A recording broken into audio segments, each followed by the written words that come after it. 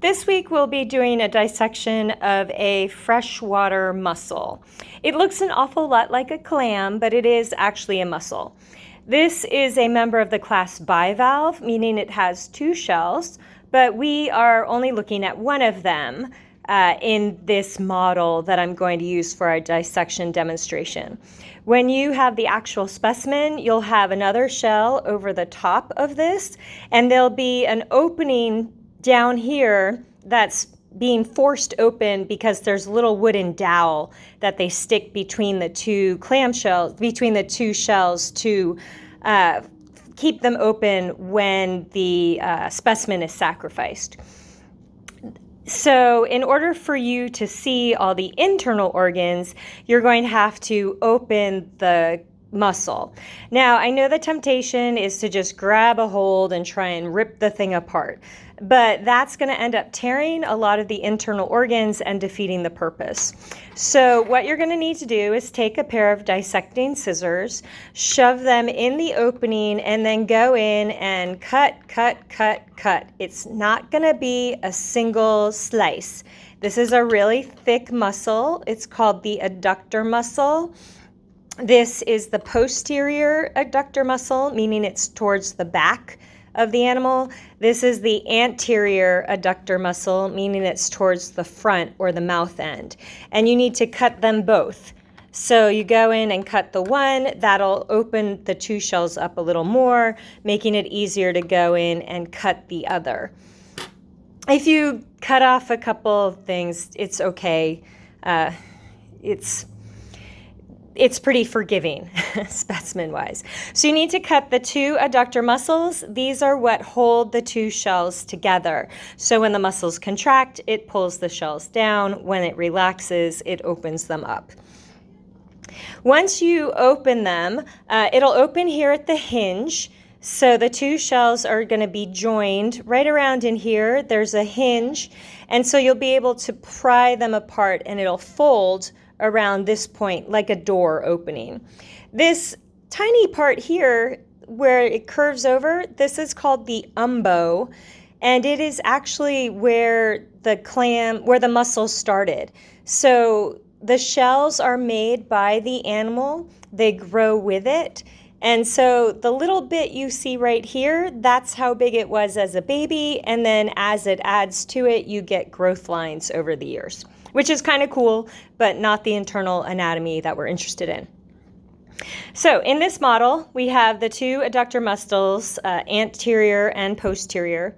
This would be the dorsal side, which is basically the back, and this would be the ventral side, which is the belly, where the viscera are located. Now, what you're going to be identifying are the adductor muscles, and then this large organ here is the foot. This is going to help our mussel or clam or whatever it is dig down into the sediment. This piece here, located towards the posterior end, is the gill. And the gill does two things here. It is actually going to collect oxygen, which is needed for cellular respiration, so our organism can have ATP and have the energy it needs to dig or collect food or do whatever it's doing, reproduce. But it is also responsible for food capture. The mussels and the majority of the bivalves are eating plankton. And so they suck it in here at this part. This is a thickened portion of the mantle, which I'll talk about in a moment, called the siphon.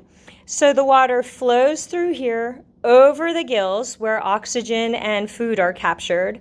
And then the water flows out and gets expelled out through another opening in the shell. They sort of spit it back out.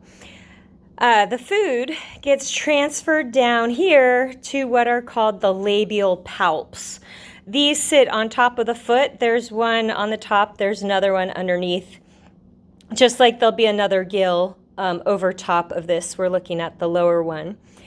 And the labial palp shovels food into the mouth, which is right here. That's why this is the anterior end. This up here is what we call the visceral mass. It is guts, intestines, kidney. The heart would be over in here. It's usually clear. We aren't going to worry too much about the individual pieces of it. We're just going to call it visceral mass. And then one of the most important things is this tissue that lines the shell. So it'll be lining the bottom shell that you're looking at, and there'll be another piece folded over top of all of this material, or it might be attached to the shell that you pull off. But the mantle is responsible for making and repairing the shell. It also wraps around the internal organs and keeps them safe and protected. So if you've ever eaten steamed clams and you see everything's all packaged up, or steamed mussels, everything's all packaged up together, that's because the mantle has wrapped up around those organs. And all of this stuff is wrapped up inside of that, like the filling of a burrito.